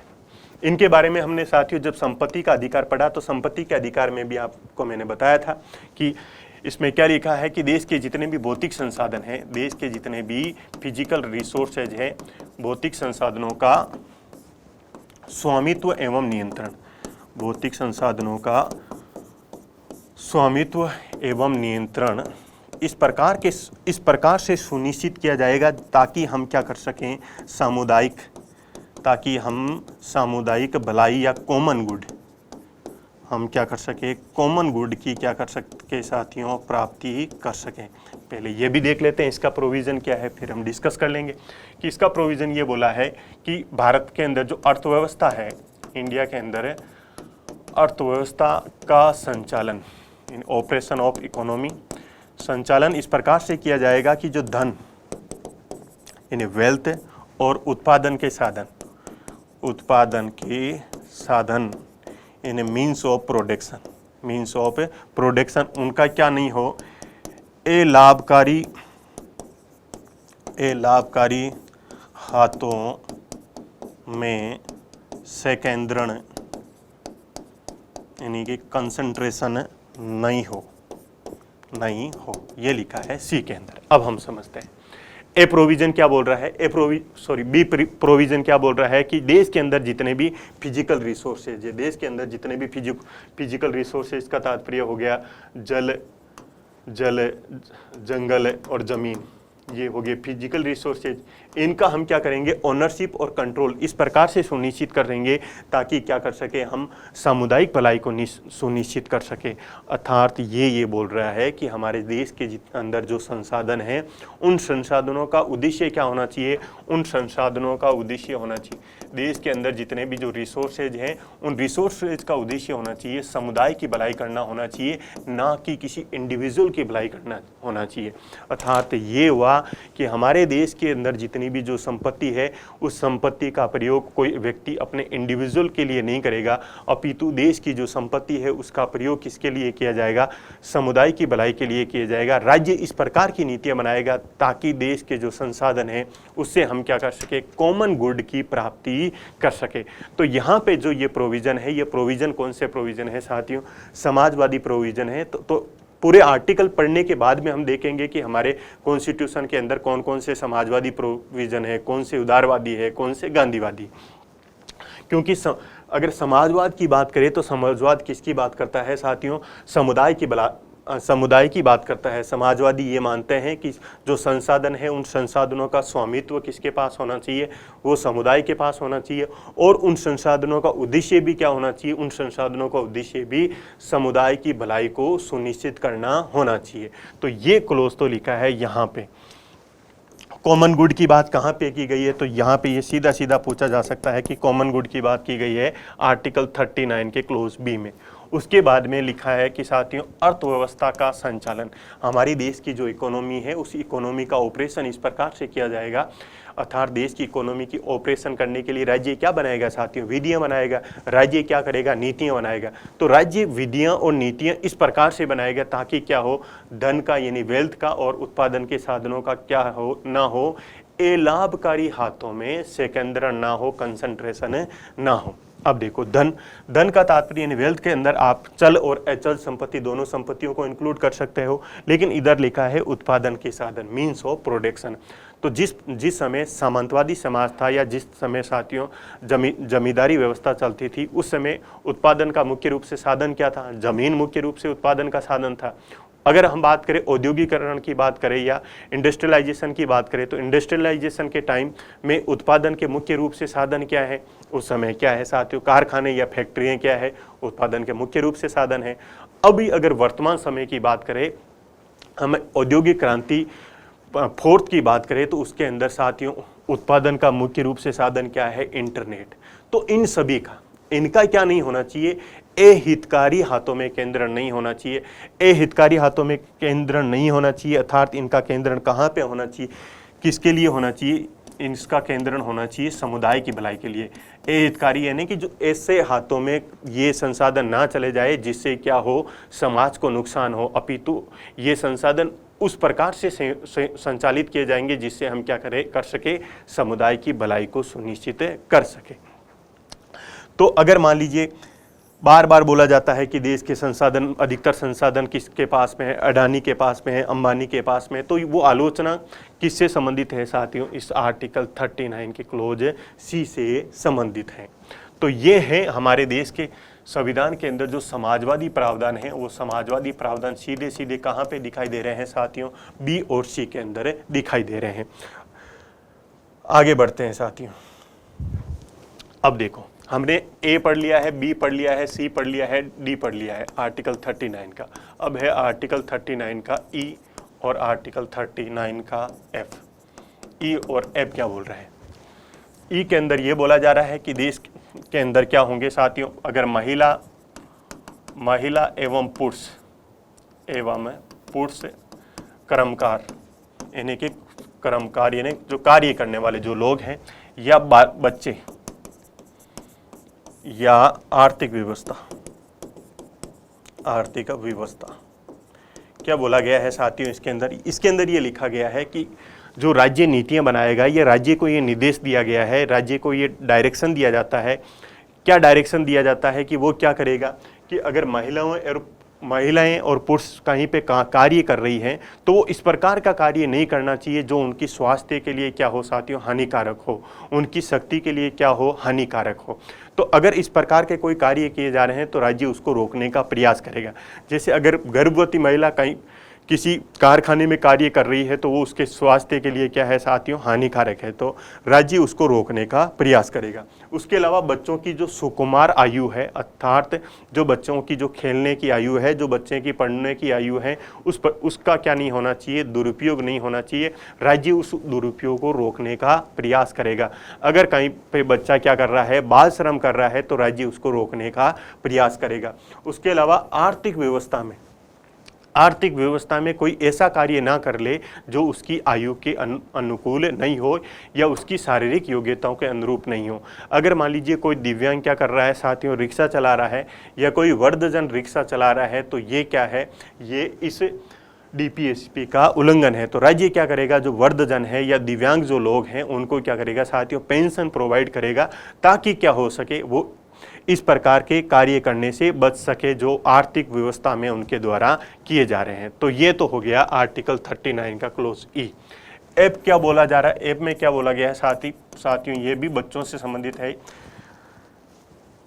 संबंधित है, ये इसमें क्या बोला गया है साथियों, इसमें बोला गया है जो बच्चे हैं हमें क्या करना है, बच्चों को एक तो गरिमा में जीवन देना है। बच्चों को क्या करना है साथियों, एक गरिमा में जीवन देना है। बच्चों को क्या करना है, हमें स्वतंत्र वातावरण प्रदान करना है। हमें बच्चों को क्या करना है, शोषण से मुक्त करना है। हमें बच्चों को क्या करना है, उनकी बाल्यावस्था का संरक्षण प्रदान करना है। ये प्रोविज़न कहाँ पे लिखे हैं, ये ऐप के अंदर लिखे हैं। क्या करना है साथियों, बच्चों को गरिमा में जीवन जी सके, यानी बच्चे भी अपनी डिग्निटी के साथ जीवन जी सके। बच्चे डिग्निटी के साथ जीवन कब जिएंगे, जब वो बाल श्रम नहीं करेंगे, अपितु क्या करेंगे साथियों, शिक्षा ग्रहण करेंगे। जब उनकी पढ़ने की आयु है तो उस समय वो कहाँ पे होंगे, विद्यालय में होंगे, तो वो क्या है, उनका गरिमा में जीवन होगा। उसी प्रकार बच्चों को हमें क्या करना है, शोषण से दूर रखना है। राज्य प्रयास करेगा कि कहीं पे बाल श्रम की गतिविधियां नहीं की जाए या बच्चों के साथ में किसी भी प्रकार का शोषण ना हो। बच्चों के विकास के लिए किस प्रकार का वातावरण उपलब्ध करवाया जाएगा, राज्य के द्वारा स्वतंत्र वातावरण उपलब्ध करवाया जाएगा। तो ये है हो गया साथियों क्लोज ऐप। तो हमने क्या पढ़ लिया साथियों, हमने पढ़ लिया है आर्टिकल 39 के जो क्लोज है उसमें A, B, C, D, E, F यहाँ तक पढ़ ली है। अब अगला जो आर्टिकल है वो अगला आर्टिकल है साथियों आर्टिकल 39 का क्लोज कैपिटल है। इसमें क्या लिखा है, इसमें लिखा है कि इक्वल जस्टिस समान न्याय एवं निःशुल्क विधिक सहायता। ये कहाँ पे लिखा है, आर्टिकल 39 के क्लोज आर्टिकल 39 का जो क्लोज है ए यानी कि कैपिटल ए में। अब ये आपको मैंने पहले भी बताया, जहाँ पे कैपिटल ए लिखा होता है इसका तात्पर्य ये भारत के संविधान में, मूलभूत संविधान के अंदर ये प्रोविजन नहीं थे, अपितु संविधान संशोधन के द्वारा क्या किया गया है, इनको जोड़ा गया है। तो ये कौन से संविधान संशोधन द्वारा जोड़ा गया, 42वें संविधान संशोधन 1976 के द्वारा ये प्रोविजन जोड़ा गया। कौन सा, आर्टिकल 39 का क्लोज ए। इसमें क्या लिखा है कि समान न्याय यानी इक्वल जस्टिस दिया जाएगा और फ्री लीगल एड दी जाएगी।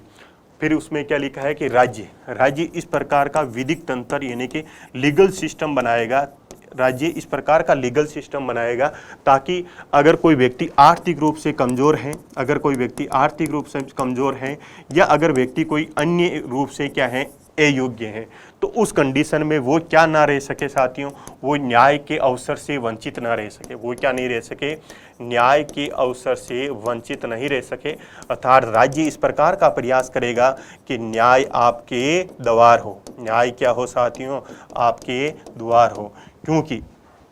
क्योंकि जब हमने क्या कर लिया साथियों, आज़ादी के बाद में हमने न्यायपालिका को तो अपना लिया, लेकिन न्यायपालिका में न्याय प्राप्त करने के लिए आपको क्या देना पड़ता है, वकीलों को उच्च फीस देनी पड़ती है। लेकिन जो समाज के जो बीपीएल वर्ग हैं, दिव्यांग वर्ग हैं या जो समाज के अन्य कमज़ोर वर्ग हैं, वो न्याय तक अपनी पहुंच आसानी से नहीं बना सकते हैं। तो उस कंडीशन में ये प्रोविज़न जोड़ा गया, जिसमें यह प्रावधान किया गया कि जो समाज के जो कमज़ोर वर्ग होंगे, जो आर्थिक रूप से कमज़ोर वर्ग होंगे या अन्य आधारों पर जो कमज़ोर वर्ग होंगे, उनके लिए राज्य क्या करेगा, इक्वल जस्टिस देगा और फ्री लीगल एड प्रोवाइड करेगा। इसी को लागू करने के लिए नालसा 1987 के अंदर एक एक्ट पारित किया गया जिसका नाम है national legal service authority act. और इसके अंदर क्या किया गया साथियों, भारत के अंदर एक त्रिस्तरीय इस प्रकार की संरचना बनाएगी। अगर हम राष्ट्रीय स्तर की बात करें तो राष्ट्रीय स्तर पर क्या बनाया गया, नेशनल लीगल सर्विस अथॉरिटी बनाएगी। और स्टेट लेवल की बात करें तो स्टेट लीगल सर्विस अथॉरिटी बनाएगी।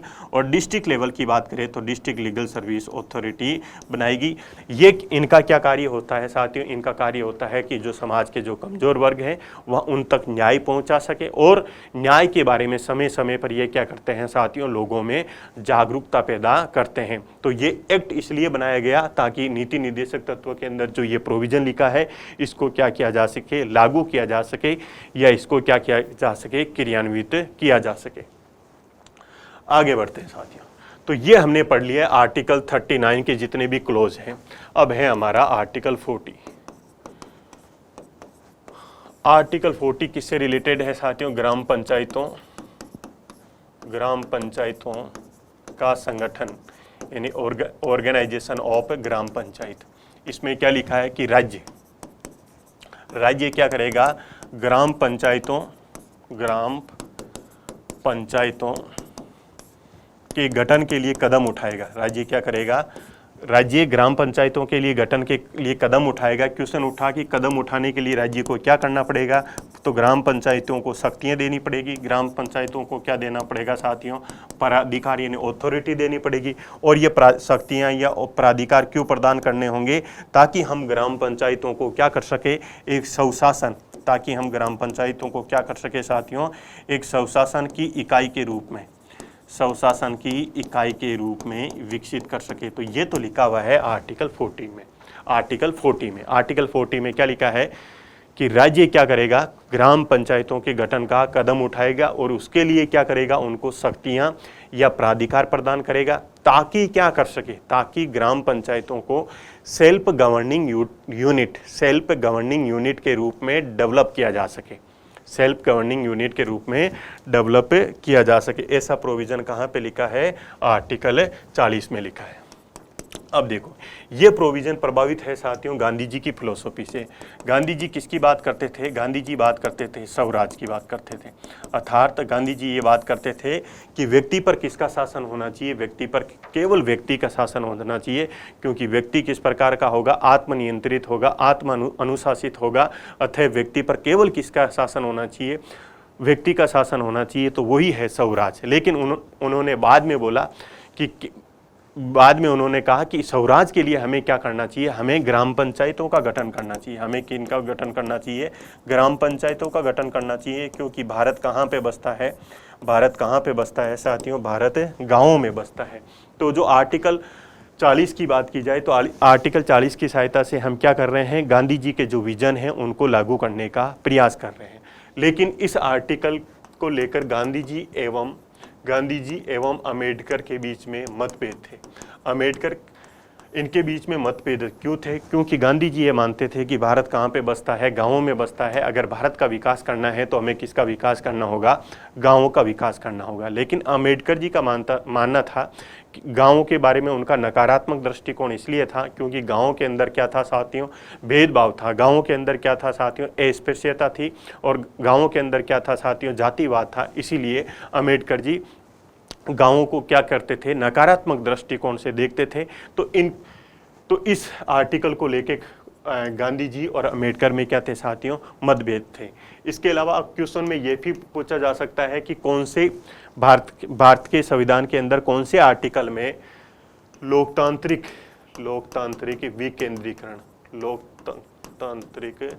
विकेंद्रीकरण यानी डेमोक्रेटिक डिसेंट्रलाइजेशन की बात की गई है। तो भारतीय संविधान के आर्टिकल 40 की बात की जाए तो उसमें डेमोक्रेटिक डिसेंट्रलाइजेशन की बात की गई है। अर्थात इसमें कहा गया है कि जो शक्तियां हैं वो संघ सरकार से कहां पे आएगी? राज्य सरकार के पास में आएगी। और राज्य सरकार शक्तियां क्या करेगा? और डिसेंट्रलाइजेशन करके किनको देगा साथियों? जो पंचायतें हैं, ग्राम पंचायतें हैं, उनको शक्तियां प्रदान करने का प्रयास करेगा। इसी आर्टिकल को लागू करने के लिए 73वां एवं 74वां संविधान संशोधन लागू किया गया हमारी संसद के द्वारा, जिसकी सहायता से क्या किया गया साथियों? 73वें संविधान संशोधन की सहायता से तो हमने पंचायती राज इंस्टीट्यूशन को लागू किया और 74वें संविधान की सहायता से हमने क्या किया? अर्बन लोकल बॉडीज को लागू किया। तो ये हमने पढ़ा साथियों आज आर्टिकल 36 से लेके आर्टिकल 40 तक। अब हम क्या करते हैं? इनसे संबंधित अगर कोई PYQs है जिसके अंदर मैक्सिमम जो क्वेश्चन है साथियों UPSC में पूछे हुए हैं, उन क्वेश्चनों को क्या कर लेते हैं साथियों? सोल्व कर लेते हैं। तो क्वेश्चन नंबर 1 पे आते हैं। तो क्वेश्चन नंबर 1,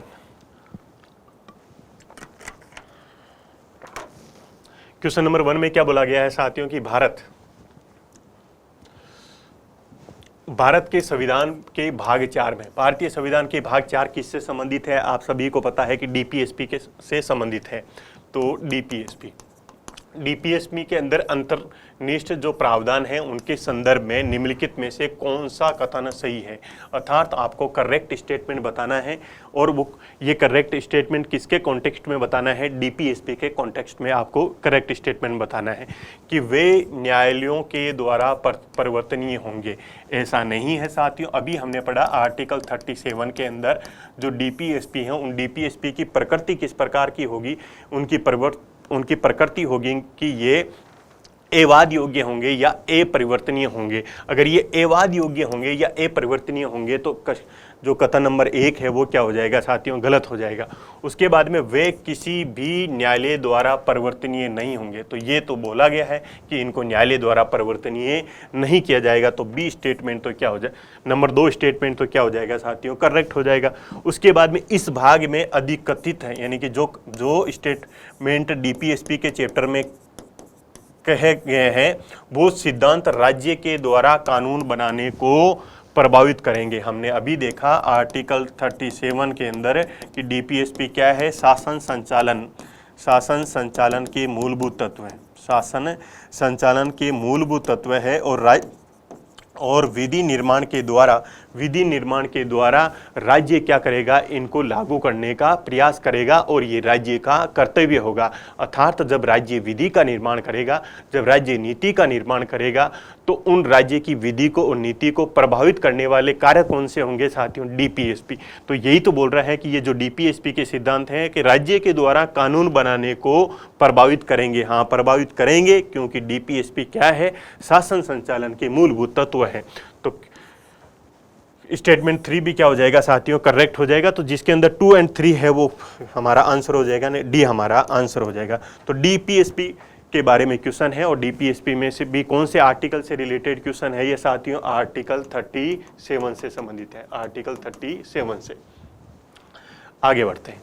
क्वेश्चन नंबर 2 की बात करते हैं कि राज्य का नीति निर्देशक तत्वों के बारे में निम्नलिखित कथनों पर विचार कीजिए। फिर से वही स्टेटमेंट दे रखे हैं कि ये तत्व देश के सामाजिक एवं आर्थिक लोकतंत्र की व्याख्या करते हैं।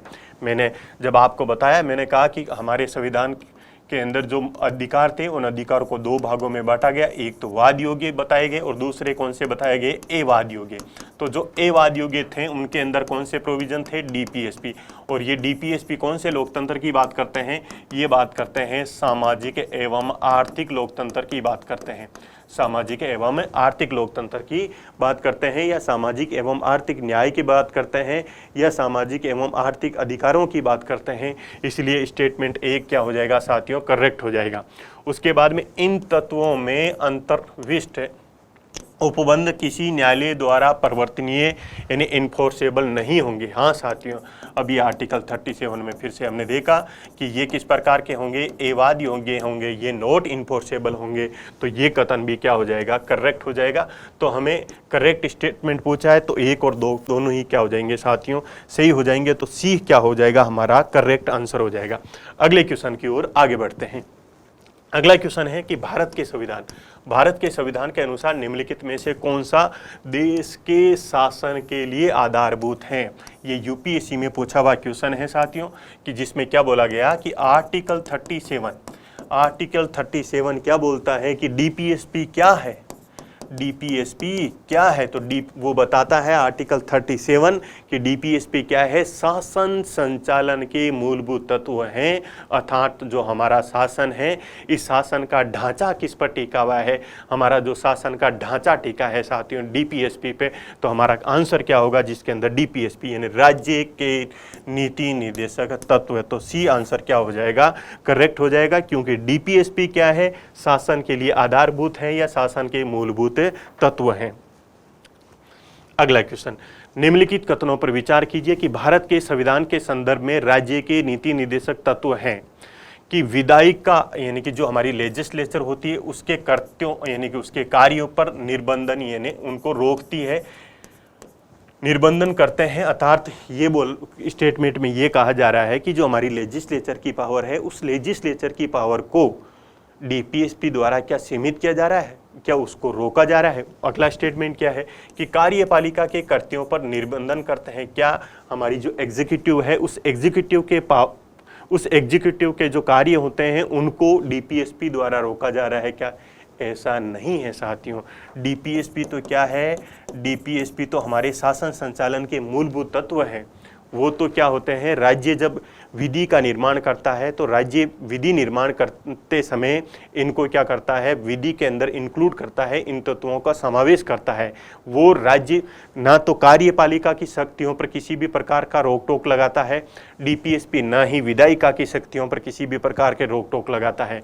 कार्यपालिका एवं विधायिका की शक्तियों पर रोक टोक किसके द्वारा लगाया जाता है साथियों, कार्यपालिका एवं विधायिका की शक्तियों पर रोक टोक लगाई जाती है फंडामेंटल राइट्स के द्वारा।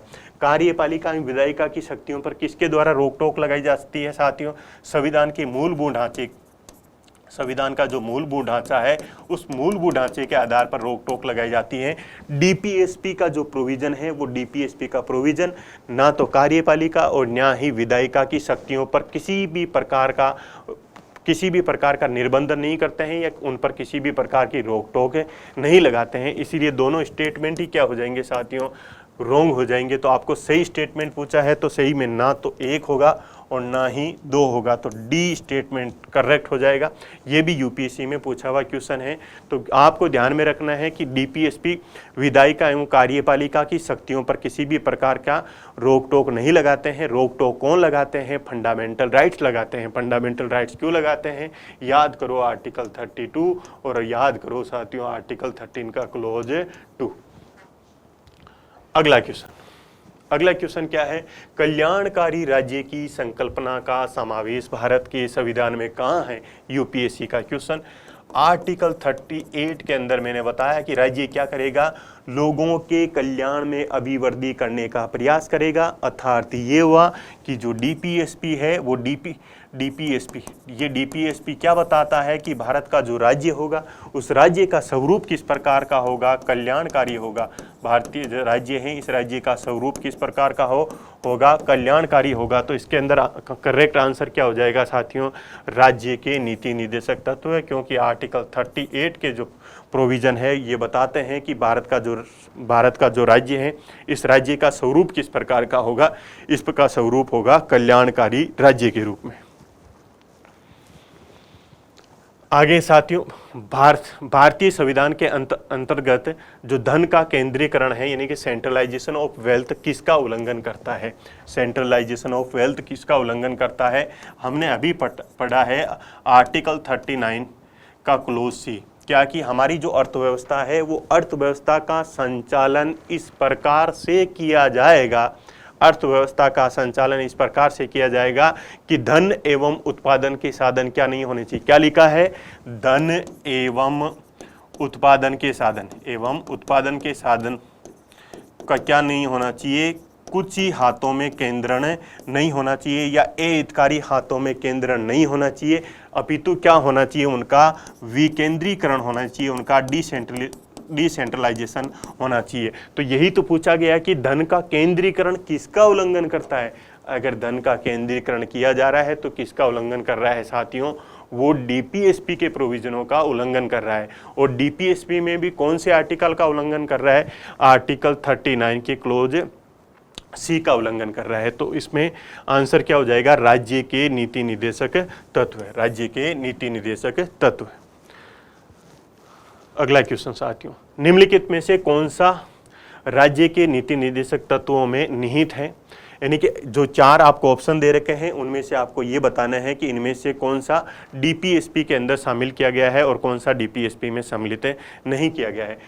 ए स्टेटमेंट में है अपराधों के लिए दोष सिद्धि के संबंध में संरक्षण, ये तो हमने फंडामेंटल राइट्स के चैप्टर में पढ़ा है और फंडामेंटल राइट्स में भी हमने कहाँ पे पढ़ा साथियों? आर्टिकल 20 में। उसके बाद में प्राण एवं दैहिक स्वतंत्रता का संरक्षण, ये तो हमने पढ़ा आर्टिकल 21 के अंदर। उसके बाद में है अल्पसंख्यक वर्गों के हितों का संरक्षण, ये पढ़ा था हमने आर्टिकल 29 के बीच में और आर्टिकल 30 के बीच में। उसके बाद में है पुरुषों और स्त्रियों दोनों को समान कार्य के लिए समान वेतन, ये पढ़ा हमने 39 डी के अंदर। और ये 39 डी क्या है साथियों? डीपीएसपी है, जिसमें क्या किया जाएगा? इक्वल वर्क के लिए इक्वल पे किया जाएगा। जैसे मैंने आपको बताया कि हाल ही में जो भारतीय क्रिकेट कंट्रोल बोर्ड है उसके द्वारा महिलाओं और पुरुषों को क्या किया जा रहा है साथियों? क्रिकेट खेलने के लिए एक समान फीस दी जाएगी। अगला क्वेश्चन, भारत में निम्नलिखित में से किसके अंतर्गत पंचायत राज प्रणाली की व्यवस्था की गई है? आर्टिकल अभी हमने देखा कि आर्टिकल 40 के अंदर क्या किया गया है कि भारत में क्या किया जाएगा? ग्राम पंचायतों के संगठन, भारत में ग्राम पंचायतों के संगठन की व्यवस्था की जाएगी। ऐसा कहाँ पे लिखा है? आर्टिकल 40 में लिखा है। तो आर्टिकल 40 क्या है साथियों? एक प्रकार का डीपीएसपी है। तो हमारा करेक्ट आंसर क्या हो जाएगा? राज्य का जो नीति निर्देशक तत्व है वो राज्य का नीति निर्देशक तत्व है, करेक्ट आंसर हो जाएगा। तो ये आज की हमारी क्लास रही, जिसमें हमने क्या जाना साथियों? जिसमें हमने आर्टिकल 36 से आर्टिकल 40 तक के जो कॉन्स्टिट्यूशनल प्रोविज़न है वो उनको बारे में अध्ययन किया, जिसमें हमने ये जानने का प्रयास किया कि डीपीएसपी क्या है, डीपीएसपी की प्रकृति किस प्रकार की है और डीपीएसपी का चैप्टर क्या बताता है कि हमारा जो राज्य होगा उस राज्य का स्वरूप किस प्रकार का होगा, कल्याणकारी राज्य क्या है, भारत में कल्याणकारी राज्य की व्यवस्था क्यों की गई। इसके अलावा आर्टिकल 39 के अंदर किस प्रकार के कॉन्स्टिट्यूशनल प्रोविज़न थे, आर्टिकल 40 के अंदर ग्राम पंचायत संगठन से संबंधित जो प्रोविज़न थे उनके बारे में हमने अध्ययन करने का प्रयास किया साथियों। आप सभी को बहुत बहुत धन्यवाद।